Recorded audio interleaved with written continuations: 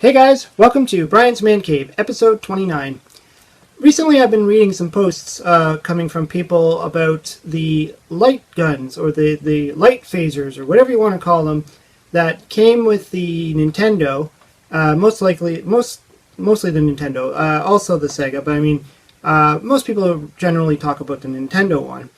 And the fact that it doesn't work on modern TVs. So if you bought yourself one of those fancy flat screens, all those newer style TVs, these guns don't work. But on the flip side, I mean, you're playing retro games here, and what better TV to use than the traditional CRT TVs, which is what we always used when we were playing these games back in the day. So to me, I don't see a problem with it because I don't really care to hook this thing up. There is the new NES console that came out, the classic, and I don't believe it includes anything like. I don't even think Duck Hunt's on there, and if it is, it would have to be controller based, because this console was designed to hook up to your newer flat screen TVs, and obviously the console itself doesn't come with a gun or any way to plug the original zapper into it. So, I mean, I don't see the point of it anyways. And even back then, I mean, these things were a novelty. I can honestly say I barely used this thing.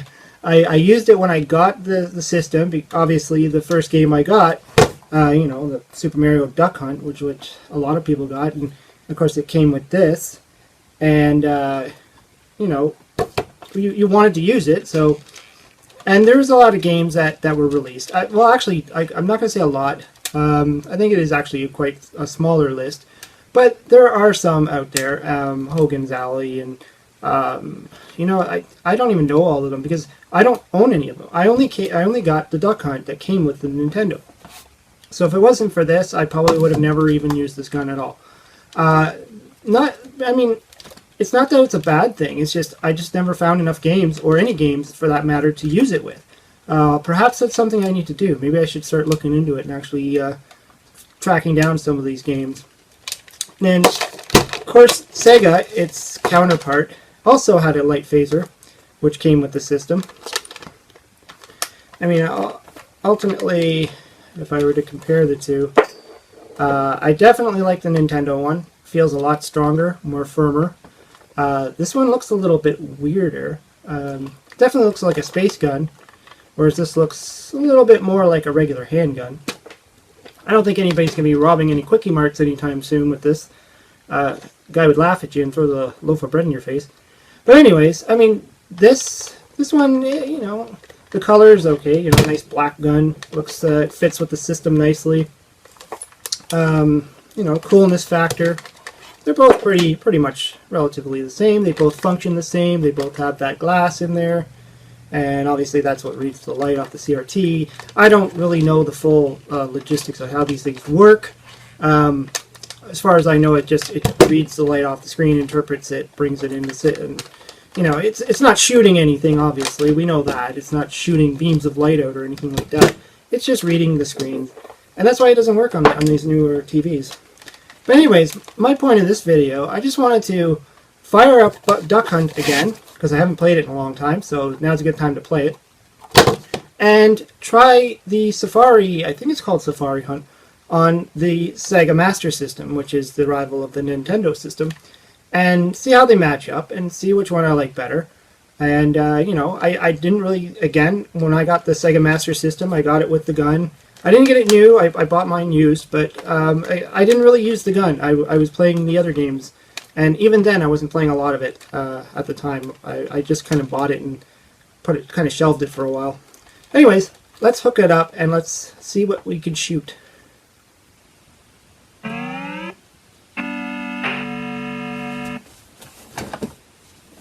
So the interesting thing about this game is to start it, you need the gun and you have to point it at the screen and fire. There we go, Safari Hunt. Again, pull the trigger to start. So this game, if you've played Duck Hunt on Nintendo, it's pretty much the same idea, except you got multiple things popping out, like that fish and that duck thing. whatever that is, bunny. And it's weird that they turn into like a cooked turkey thing when you kill them. I don't know if you can shoot that rabbit twice. As you can see, I'm a terrible shot right now. Oh.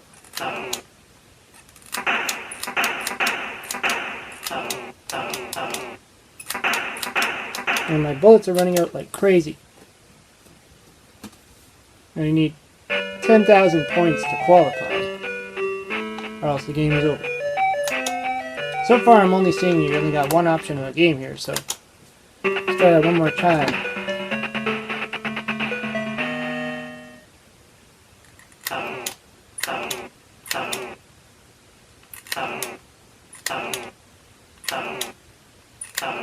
Now to be fair here, I'm fairly close to the screen. I'm not right in front of it, but let's say my gun's about 3 feet away. And I'm still missing like crazy. I'm trying to use the sight on this gun. I wonder how accurate it is. Just a few more points. Hey, look at that. Looks like I qualify! Proceed to the next round. Score 20,000 points.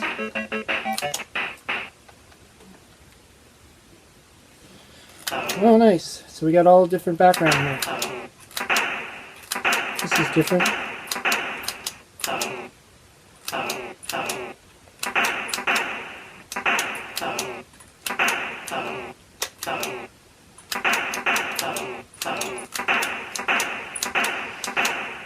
Let's give me more of the safari look to it. And I'm out of bullets. What is that purple thing down there? That looks weird. Oh, looks like my game is over. Yeah, so like a lot of people, when they bought their Nintendo, you either got Super Mario Brothers, or you got Super Mario Brothers Duck Hunt, or you got Super Mario Brothers Duck Hunt and Track and Field. So mine was the one that came with the gun, and it gave me Duck Hunt. So I need to hit the select button. So in this one, I have to have the Nintendo control pad plugged in as well as the gun. The Sega, you just plug the gun right in. You don't even use the control pad at all. And then you would hit the game. And much like most of the Nintendo games of the day, gives you the game. Gave the, I think the Two Ducks is for 2 players, or is it 2 at a time? I can't remember. And they give you this extra clay shooting. Never really cared for that one very much. Always just liked the duck. One thing I can say is this one, I definitely like the music better, and that dog. Just love that dog. You always want to shoot the dog, too. And what a lot of people really don't realize about this game, too, is if you plug in the other controller, if you have another person using the controller, they can actually control where the duck moves. Which I'm actually doing with my other hand right now. And it flew away. Don't laugh at me. Finding this game a lot easier than the Sega version. And with the Sega one, there was just so many things popping up, different times, different targets, different sizes. This one, it's relatively all the same. Let's try 2 ducks.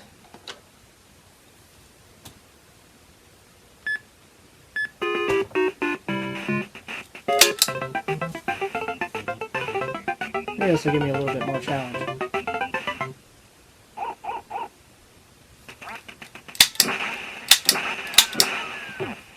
So one's faster than the other, I guess. It's relatively the same, though. Let's try the clay shooting, even though I think I stink at it. Wish I could shoot the...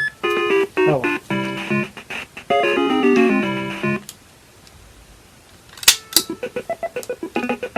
This one requires a little bit more skill because the targets are smaller.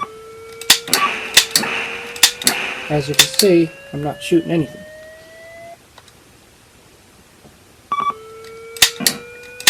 And again, much like when I was playing the SEGA, I'm not sitting that far away. So I'm assuming that this game gets harder the farther away you stand.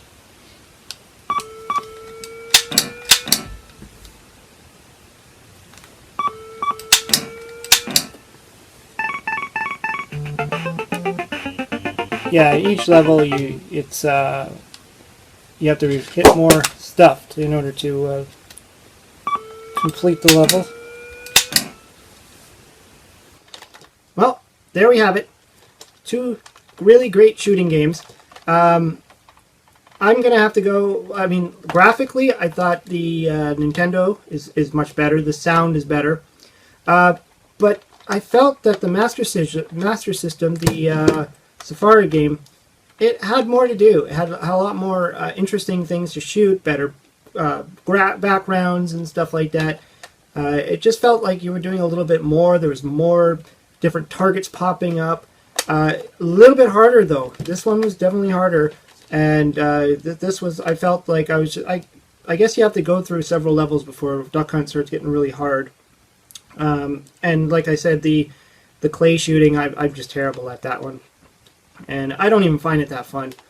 You know, again, I think I need to invest in and get my hands on some new games. I do have a whack of Sega Master System games that I haven't yet tried out, and I don't know if any of them do require the gun. I think maybe 1 or 2 of them might.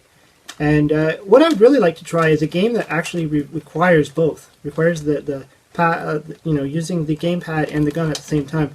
I don't know if there's any out there that do that. If you know of any, let me know, because whether it be for the Nintendo or for the Sega. Because as far as I know, with the Sega Master System one, I had to plug it into port 1. So I don't know, I guess if you have a game that's going to require both, then you're going to have to plug that one into port 2 or something. I don't know. I'll have to find out. Anyways, hope you liked the video. Let me know what you think of the gun games. I know Super Nintendo had a arm cannon thing, whatever, Super Scope. Never had that, and I think it needed a sensor bar too. Again, I wasn't truly into that type of thing, so I just kind of didn't care. And now, of course, we got the Wii, and that's pretty much this, in a sense, where you're pointing at the screen. So, I mean, it's no big deal at that point. Yeah. But anyways, let me know what you think of the video. Let me know what you think of the guns. If you've ever seen these before, if you have one, let me know in the comments below. Subscribe, and I'll talk to you later.